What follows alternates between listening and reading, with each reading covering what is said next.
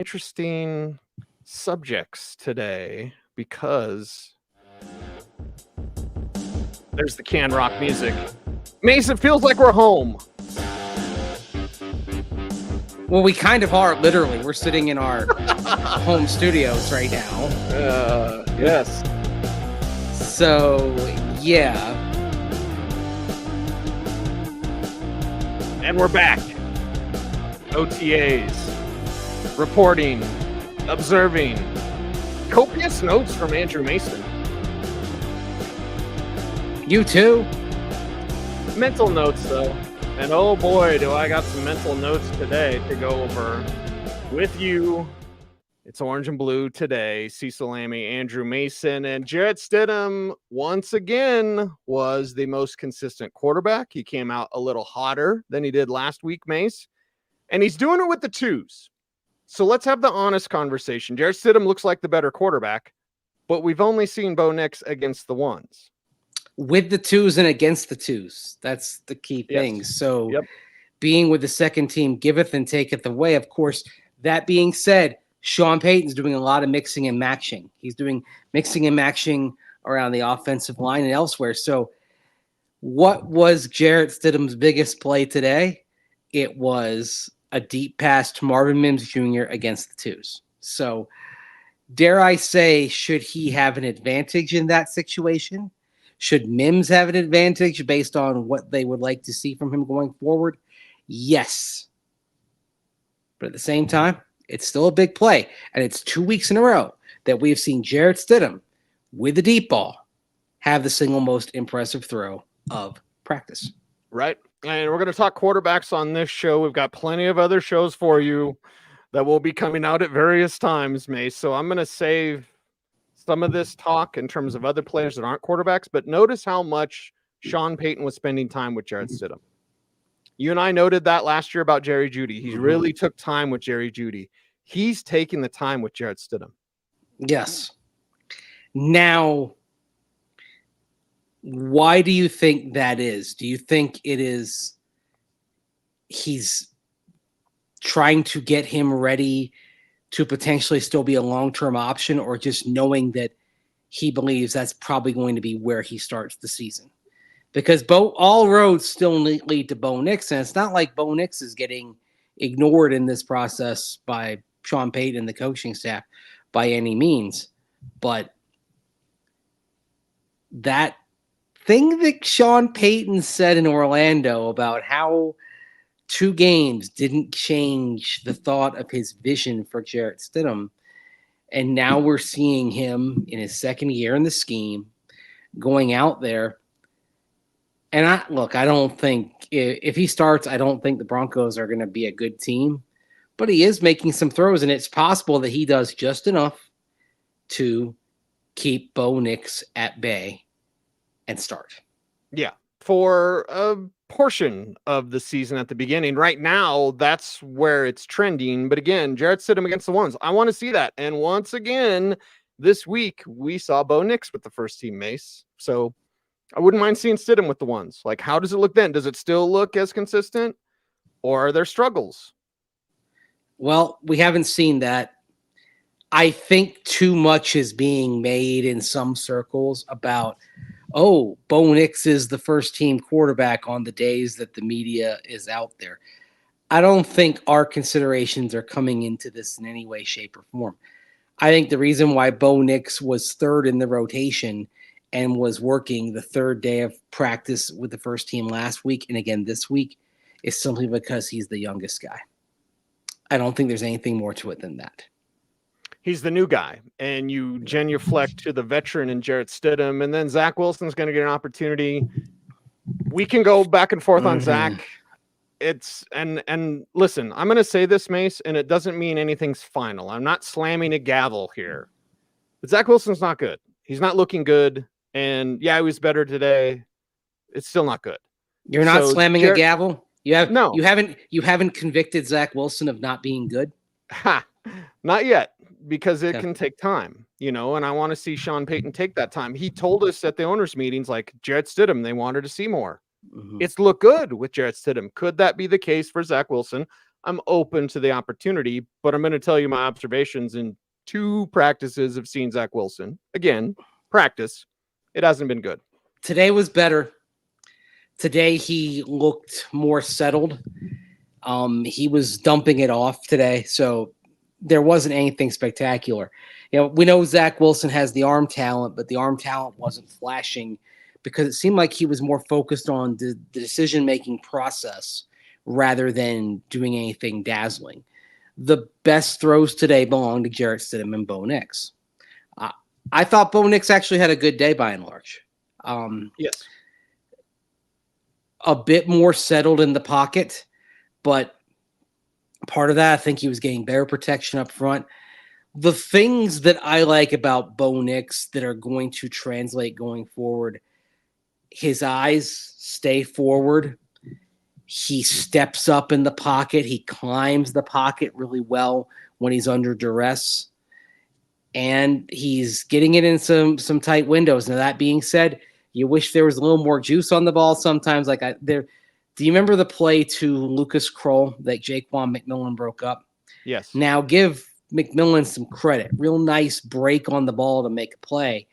But that's one right side going down the seam that you just wish there was a little bit more on it in order to make the play before the defender reacts. And so that's, something like that I'd like to see more of. Drops, by the way, didn't do the quarterbacks any favors today as well. Non-Josh Reynolds drops too. Yeah, there was one across the middle. I believe it was it Michael Bandy or David Sills? Bandy was diving for it. Sills third down after that, but yeah. Yeah, he's diving for it. Okay, here's the thing. It's a third down. It's just past the sticks, crossing route. And third down was the point of emphasis today.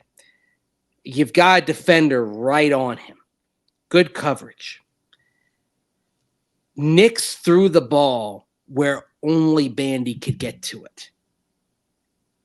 And that meant he had to dive for it. If he throws it back, defender can make a play on the ball. Bandy wanted interference, didn't get it. But at the same time, he throws the ball to a spot where only the receiver can get it, and it's in his hands. Yes, he's diving, but that's a catchable pass. And Bo Nix, to his credit, put it where you want it, because in that tight space with that kind of tight coverage, you've got one place to get to have a chance at making the play, and Bo Nix, to his credit, got it there. Yeah. Bo Nix put it on the spot where it needed to be. Same with the Sills play where there was a drop. And I don't want to be the bearer of bad news, but there was a throw where Tim Patrick could have gotten it, and he didn't go get it. You know, and again, it's practice. He's a veteran. He's a fan favorite. We love Tim Patrick. But man alive, if Bo's going to put it there in your vicinity, you got to go get it. And Tim did not even attempt to do that, which was shocking a little bit. Well, it's shocking, but at the same time, he's still working his way back. The question is he going to get all the way back enough to where he's playing extensively? Because I'm seeing at this point, it's early, and we'll see how the next couple months go. At this point, I'm seeing more spark from the other receivers right now. I'm seeing more spark from Marvin Mims Jr., Josh Reynolds, Devon Vele, Troy Franklin. They're, by the way, and you have the clips I sent you, right, Cecil? Sure, yeah, got them loaded up. Okay. So Sean Payton at one point talked about rotation on the offensive line, but there's a little bit of rotation going on at receiver as well, which means you're seeing guys like Vele get opportunities to show what they can do. Vele also working on punt returns as well, so a potential multifaceted role coming for Devon Vele. But punt returns is interesting because you also got the kickoff play in the mix there, and we will be doing a show on that as well. Yeah, there was a lot to discuss from today regarding kickoffs. That's something that it literally changes part of how you do training camp, as I asked Sean Payton about today, but we'll dive into that. But yeah. Special teams is going to look a lot different this summer than it has in past years. And frankly, I know that you may roll your eyes at this, Cease, but special teams is going to be something that you pay attention to. By the way, speaking of special teams today, it's a little bit of a shaky day for Will Lutz out there. Yeah, and that's again, I'll promote our show later on. We're going to tell you about everybody else. Yeah. We have Payton on quarterbacks and Payton on quarterback adjustment. Which one do you want to play first, man? Let's talk about the quarterbacks, because I want to put this out there, because while we have what we can see from these 2 days, we don't have the full sample size. We haven't seen Zach Wilson or Jarrett Stidham run with the ones just yet. And so, there's a little bit of a limitation in what we can see, because the days we've seen are Nix 1, Stidham 2, Zach Wilson 3. It's hard for me to refresh. Like, it's hard for me to only catch you up like on a Netflix series. You guys watch one and then you miss 3, and then you watch one and I'm trying to catch you up. But all 3 of them are doing well. Specifically to Bo, he's doing really well. He's picking it up. There's a lot that's going in. He's throwing the ball extremely well. If it's a Netflix series, why would you miss any? Just keep it streaming. Are you still there? Yeah. Yeah. Do you sleep through it? I mean, that's why I think an old television series back in the day, I would understand that, right? Here's what you missed on last week's episode, right? Of moonlighting. I was thinking, I was going way back. I was thinking you had the old Quinn Martin productions, right? I mean, or some shows where they take you through the whole season, right? Hey, here's what you missed, and then they add more clips every episode in the season, to where by the end of the season, the opening montage is 2 minutes long. Right. So Netflix and thrill from these quarterbacks, Mace, and I'll say that. Did you just come up with that? Yes, it's going to be on the thumbnail for this show. I wasn't able to do it in time for the live show, but when you see this later, you'll probably see the thumbnail that says Netflix and thrill. Nice. But I'll say this about these quarterbacks, Mace. If we were to see Bo Nix with the 2s, would he be looking as good or better than Jarrett Stidham? My answer is yeah. Yeah. Because he's been looking good. Now, while Stidham has been more steady, Bo Nix has been good with the 1s. So with the 2s, would he look great? Yeah, potentially. He might. I mean, it depends on the rush, because there were a couple of times today Jonah Ellis was making some really good things. Ellis was big. Yes. We got a lot to say Excellent. On the other show. We have a Youth Gone Wild show coming up as well, because I'm always going to quote Skid Row when I can. But so Youth Gone Wild is going to include Jonah Ellis. So that was awesome. Yes. But I want people to know Bo Nix is not looking bad at all. No. At all. This is actually more about Jarrett Stidham looking, frankly, the best that we've seen. But again, it's good against the remotes, one thing, good against the living, that's something else. If Jarrett Stidham played in a game the way he was playing today and the way he played last week, he wouldn't have an unacceptably high sack rate, as he does for the course of his career right now. Right. So where's the disconnect there? Now, again, the one thing that you could argue in his favor here is that if he starts for the Broncos this year, it will mark the first time that he has started in an offense and with a team that he's been with for back-to-back years. Because, of course, he never started with New England. And he started 2 games for the Raiders at the end of his one and only season back in 2022. So how does he look if you throw him out there and it's year 2 in the scheme, year 2 with the team, year 2 with these receivers? I mean, he was throwing passes to Marvin Mims Jr. last summer. He's going to be throwing to him this summer, right? Today, but that play today, ooh. It's where we wish we could show highlights of OTAs. Yeah. Because to describe it, you're watching the play develop. I was really close to where Mims caught the ball. I had a good view on Stidham's eyes, and then saw him kind of go through his keys, and then seeing Mims, and he's got Tremon Smith and JL Skinner in his wake, and you're like, is Mims going to get to this ball, right? Is the defender going to close? Because it's a nice ball, but you thought, is there a little too much arc and it's going to allow the defender to close? Mm-hmm. No. And it's this perfect out in front, over the shoulder catch from Marvin Mims Jr. Well placed. Cecil, you can't do a flag route like that any better than they did. Yeah. Yeah. And then we can't say exactly what everyone says, but the corners were talking about how fast Mims was. Mm-hmm. That blankety blanker is pretty fast. That might have been, I don't know, but like that play shows off. And I kind of want to start the show with this, Mace, but we'll get to it now.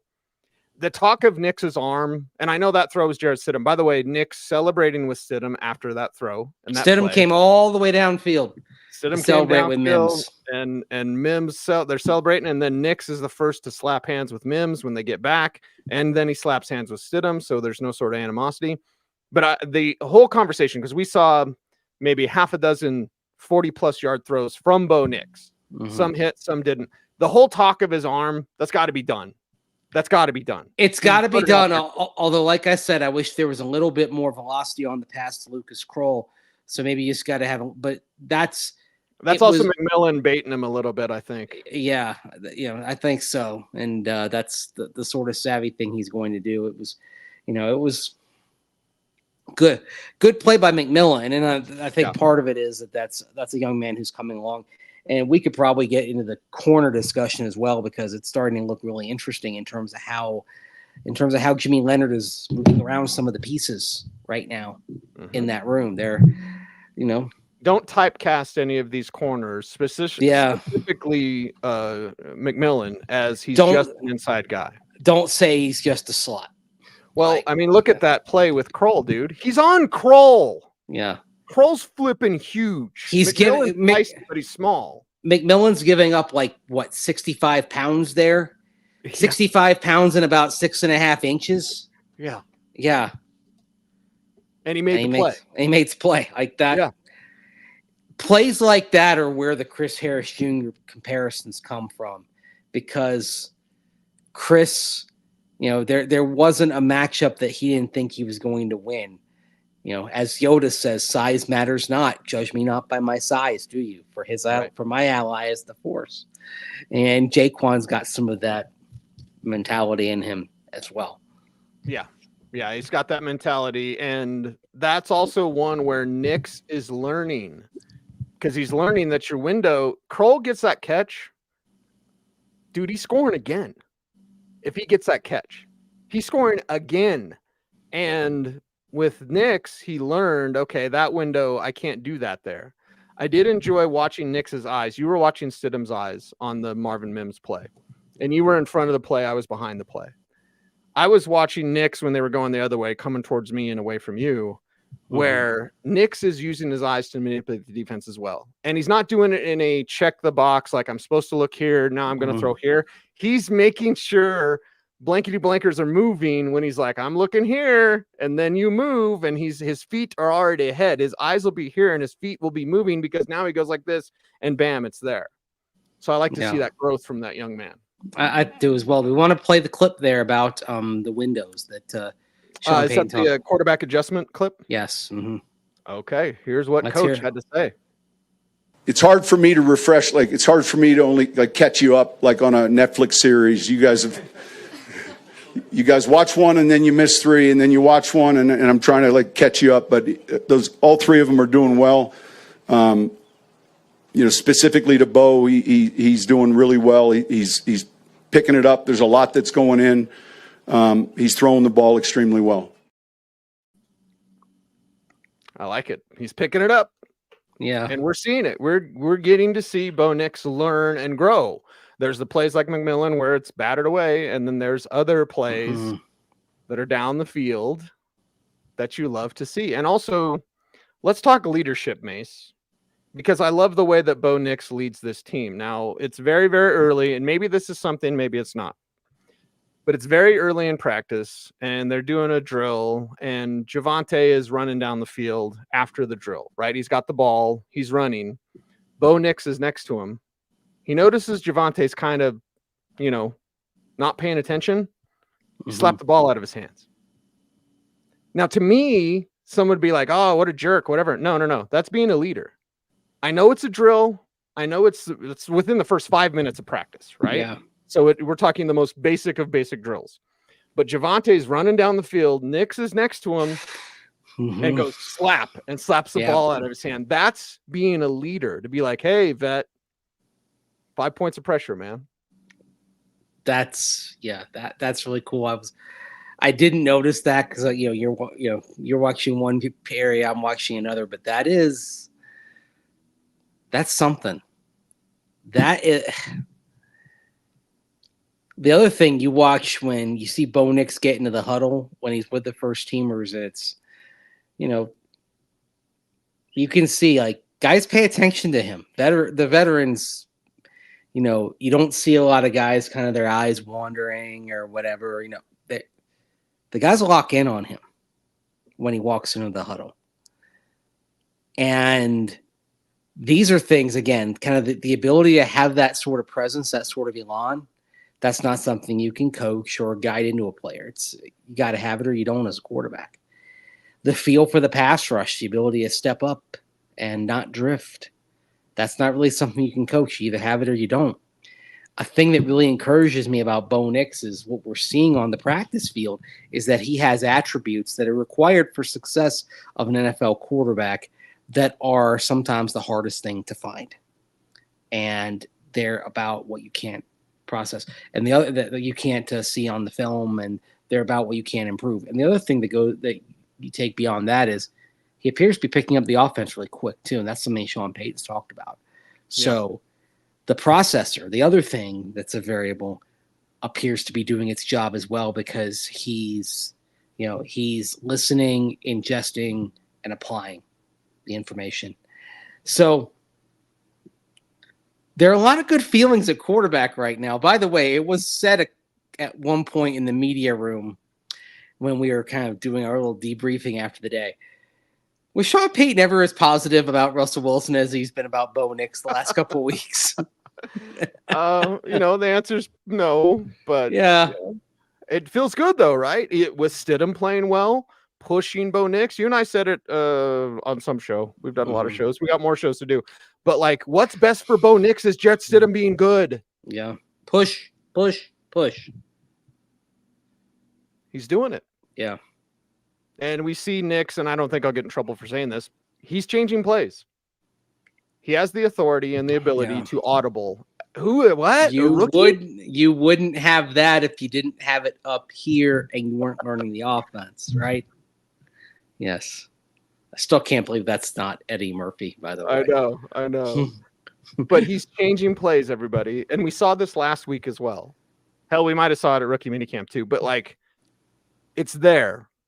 It's there. I think I told Kliss when Mike walked up to me, I said, the kid's the real deal. Yeah. It doesn't mean he's going to be superstar or whatever, but the kid's the real deal. Yeah. He's got it. Yeah. He's going to be a starter in this league, and he's probably going to be a starter for quite a while. Mm-hmm. The question is, the level of starter, is that going to be okay? Is that going to be enough for you to accomplish what you want to accomplish? If he's Matt Ryan or Derek Carr or Kirk Cousins, is that okay? Is that What's okay? your answer, Mace? Because my answer is yes. Yeah. My answer is desperation either. No, my answer is yes, because it means at least that you're not worried about the spot. And then you sort of know, okay, we have to build these things around them. You can win with all of those quarterbacks, but you've got to have alignment of scheme and personnel. Now, with those quarterbacks, take Matt Ryan, Matty Ice, MVP back in 2016. that was when the Atlanta Falcons had perfect alignment of scheme, personnel, quarterback. Kyle Shanahan's offense and the play calling until they lost their minds trying to drive to what would have been a game-clinching field goal, and instead kept on throwing when they should have just run, taking the field goal and won. Atlanta had dialed in with Matt Ryan that year. Yeah. And so, but that being said, it means you don't have the window that Kansas City has with Patrick Mahomes. Okay. And the thing is, I would say between Mahomes and around here, the history, John Elway, Peyton Manning, for example, that maybe there is a little bit of a skewed perspective. Pretty good is going to be just fine and do most of what you need to do. And I think Bo Nix is going to be pretty good. Do you get Jake Plummer vibes once in a while? In ceiling, but not style. Okay. Because he does run a little bit more, and there is some buzz from some people, not people with the team, but just, people just opining on Bo Nix. Well, he takes off a little too early. I don't pick that up, Mace, because he's climbing the pocket. He's climbing the pocket to keep his eyes downfield. He isn't tucking and running at all. Zach Wilson ran again today, by the way, but it wasn't 7-on-7. It was team. So at least that's something. And it would have been a healthy gain for sure. Mm-hmm. But when I heard that, and I'll tell you off air who it was, but when I heard that, I was like, that's not it at all. No. That's not. He's pulling the ball down to keep the play alive and keep his eyes down. He's passing first. Yeah, exactly. So, yeah, I haven't seen that. What I see actually is a quarterback who he's climbing the pocket, he's feeling the rush, but he's not taking off. Right. There's a good comment. Bo runs to throw. Yeah, it's about buying time. It's not about running to get yardage. Now, that being said, is a tool he has on his belt? Yeah. And sometimes you get to games, you're going to use it.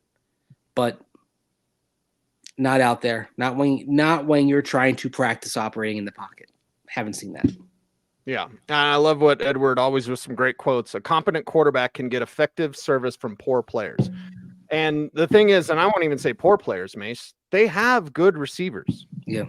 You just don't know. Jalen Virgil is making plays. They have good receivers, but they're unproven. And right now you're trying to figure out which ones are going to be plus players here.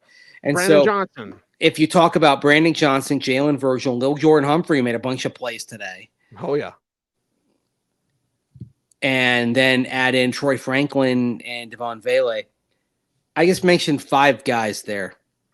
All of a sudden I want a burger. You want to find 2 who are plus players out of that 5.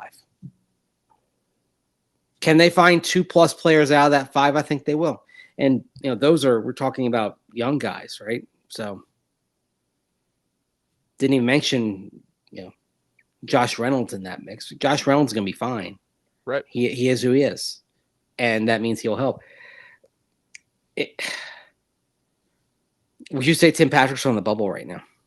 Oh, for sure. Yeah. And now I would like to keep him around some sort of, IR finagling or whatever. Like, I want Tim Patrick around. I just don't think he makes the 53. Can they put him on a practice squad? Can they put everybody on the practice squad now? Everybody is eligible for the practice squad. Like, because they got rid of the restrictions and there are a lot of exceptions. So yeah, you could put Tim Patrick on the practice squad potentially. I mean, Chris Harris Jr. was on a practice squad in New Orleans a couple of years back, right? Yep. Yeah, keep him around for that resource. Dylan asks, how was Bo Nix's footwork? I thought it was improved, Mace. I don't think it's a done deal. He does have some muscle memory he needs to get over, but again, his feet were leading his eyes. He was looking this way, and his feet were already moving because he knew, I'm going to make you move, but I'm sneakily getting to this guy who I know is going to be open. So I thought his footwork was better. And also it probably helped him today that it was a 3rd down day. 3rd down means more shotgun. Yep. Mm-hmm. He got comfortable out there.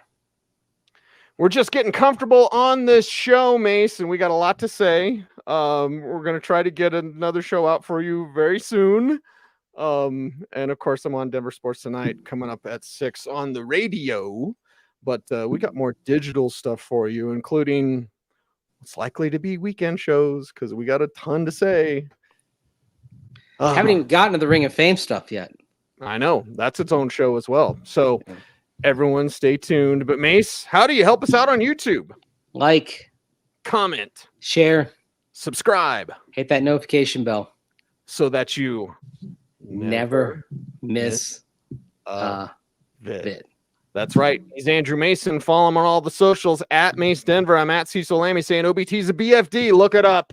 Stay tuned and stay frosty.